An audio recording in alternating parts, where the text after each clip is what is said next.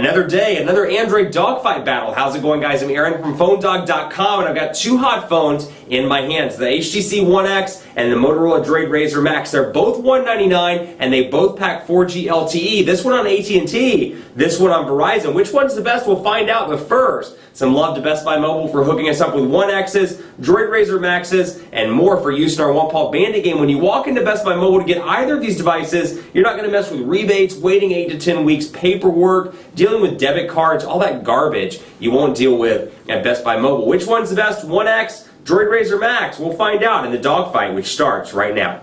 You got two more hot Android phones, and I know I say that all the time on video, but it's really true. I mean, these are both high-end, awesome Android phones, depending on what you use your device for. This is the HTC One X, very popular, been out for a couple of weeks on AT&T. Inventory's been constrained. It seems like it's loosening up a little bit, but it's still hard to find in select markets. It's available now for $199.99 at AT&T. Comes in a black or kind of gray color as well, in addition to the white, and it's packing a 1.5 gigahertz dual-core Qualcomm S4 CPU, a 4.7-inch HD 720p display, an 8-megapixel camera with 1080p HD video recording, and a bunch of goodies like image sense, burst mode, and more, which we'll talk about in part 2 of the review, or the dogfight rather. Front-facing camera, 1,800 milliamp hour non-removable battery, a polycarbonate shell, and a nice curved design as well, and a thin form factor. It's a really nice device, something new from HTC, announced at Mobile World Congress, and it's making waves across the world, actually. Then you have the Motorola DROID RAZR MAXX. This thing's been out for a little while on Verizon,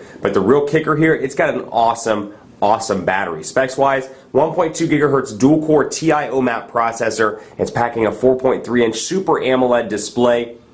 So you've got 540 by 960 pixels here. You've got Android 2.3 with Motorola's custom UI, 3,300 milliamp hour battery. That's gigantic, and you can see it really doesn't add a lot of bulk in comparison to the original RAZR. Take a look at some of the comparisons I did when this thing came out between the original RAZR and the RAZR MAXX. Still very thin and light, but packs a huge battery that literally I have tried to kill and have been unable to kill in a day. I mean, it is an impressive battery life. If phone calls and text messages are your thing and you're not near a charger, this could be the perfect device for you. So DROID RAZR MAXX here. Got this bad boy over here, the HTC One X, packing Android 4.0 with HTC Sense version 4. Now, both of these come with some applications out of the box. Unfortunately, the HTC One X is one of the few AT&T devices where you can't uninstall the AT&T stuff in a lot of cases. The AT&T stuff is preloaded. You can't uninstall it, which is funny. They throw in a model there every now and again where you can't uninstall the apps, but recently AT&T's been pretty good about that. But out of the box, typical AT&T stuff, Family Map Navigator ready to go.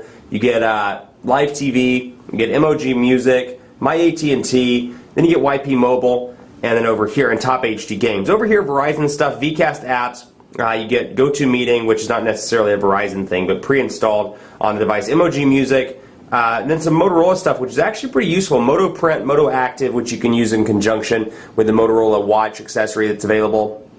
Let's Golf 2. I do believe Let's Golf 2 is can be uninstalled, but the rest can't, so that's something to keep in mind. None of the Verizon stuff can be uninstalled. Verizon Video, VCast Tones, VZ Navigator, all that Verizon bloatware on the device, unable to be removed. Keep that in mind. That's a typical Verizon policy, whereas AT&T's is a little weird because usually they let you uninstall the stuff. So menu structure here, you've got your frequent and then your downloads as well over on this side. And then over here you can see all apps recent and downloaded in the Verizon Wireless specific applications with shortcuts to the market, or Google Play I should say now, and then shortcuts up here as well. So very similar in a lot of ways, despite the fact that this one's still on gingerbread, this one's on ice cream sandwich. Where you will notice it is in the fonts. Take a close look at the home screens of these respective devices, and I'll bring them into the camera so you can take a look. Have a look at the fonts, and we'll wait for it to focus in.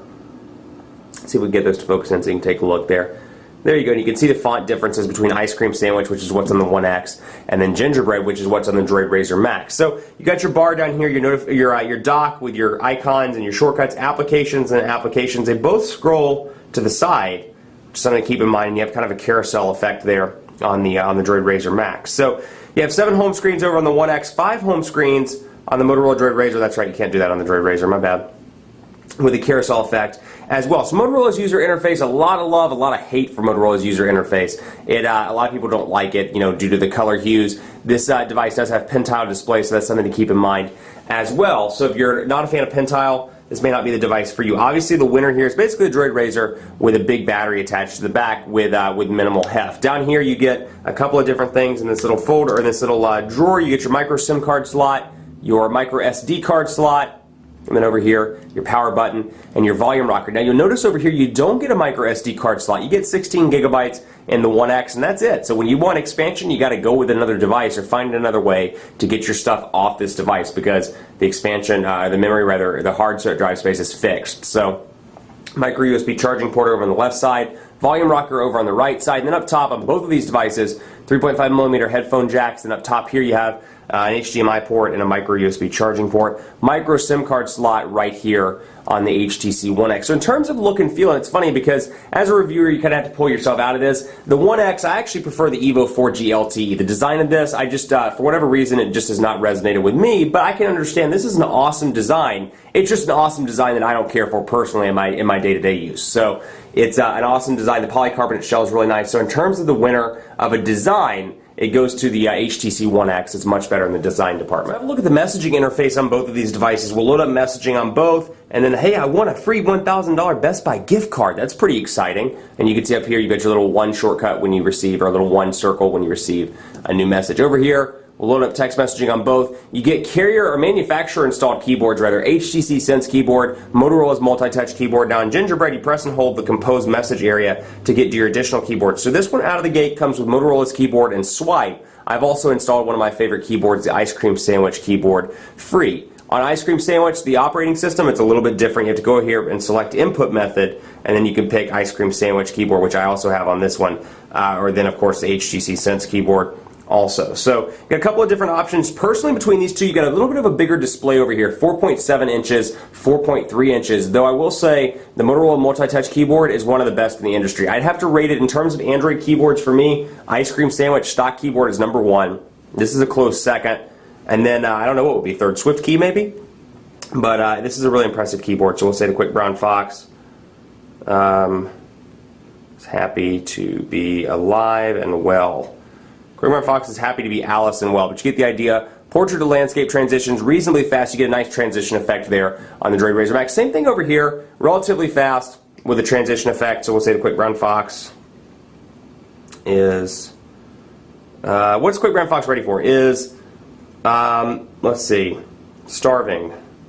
Quick Brown Fox is starving, and then of course you have the ability to attach and send from there. You've got some arrow keys down here at the bottom. Another thing I want to point out as a result of Ice Cream Sandwich, please forgive me for clearing my throat. I've been a little bit under the weather, but down here you have back, you have home, and then you have recent applications. Now recent applications, excuse me, recent applications is something that's new on Ice Cream Sandwich, and it's a little bit different than the stock build that you remember from the Galaxy Nexus. Recent applications, I can come in here and see what I've used most recently and easily get rid of that stuff as I see fit. Over here you don't have that. You have menu, home, back, and then search. When this gets upgraded to Ice Cream Sandwich, the home button often acts as the recent applications. But you can see a settings shortcut up here as well, the notifications bar. And let's take a look at that just to show you some of the differences between Gingerbread and then Ice Cream Sandwich. So you can see some minor settings differences. You can see they're organized over here by wireless and networks, personal, and then more down here. So Motorola has done this for some time. HTC has just started to do this in Sense version 4. We'll come over here, for example, to this agenda widget, and I can come over here and resize this as much as I see fit, which is really nice. So I can press and hold. HTC's widgets are now customizable, and of course the Ice Cream Sandwich widgets have always been customizable. So you got a nice touch there, a nice benefit there. Now over here, you do have some customizable widgets as well. A lot of Motorola's widgets are customizable, although the stock Gingerbread ones are not. So for example, calendar, well, it's not a stock Gingerbread one, but let's take a look at Google search, clock, the stock Google clock, things like that are not customizable. What is customizable, date and time, for example. Come in here and move it around, and you can see that I can change the size of that, which actually didn't like that size, but we'll say that. I can change it like that if I want to. I can do a lot of changes to the sizing. That's really beneficial because you have 5 home screens over here, 7 home screens over here. You can kind of customize and make the widgets your own depending on how you see fit, and that's really nice. Now both of these are LTE devices, Verizon 4G LTE, AT&T 4G LTE. We'll run some speed tests later in part 2 of the video, but both have been pretty impressive in the speed department. That said, far more Verizon LTE markets than there are AT&T LTE markets. Just keep that in mind. If you do a lot of traveling, the Verizon option may be a little bit better for you. Let's say phonedog.com. And let's wait for that to load up. So Phone Dog's loading up over here, loading up on the DROID RAZR MAXX as well. Pinch to zoom responsiveness has been very good on both of these devices. That Snapdragon S4 processor performs incredibly well over here. And you have your menu options up top, along with the ability to access different tabs. So very quick and very easy to. Same thing over here, very responsive for the most part. 1.2 gigahertz dual-core TI OMAP processor, performing relatively well. And then to go to your different windows, you can just press and hold the menu button, although you don't get necessarily the nice animation that you get over here. Both are pretty impressive in the browser department. Slight edge goes to the HTC One X, though, when it comes to doing web browsing, thanks to the larger display and to the faster pinch to zoom performance.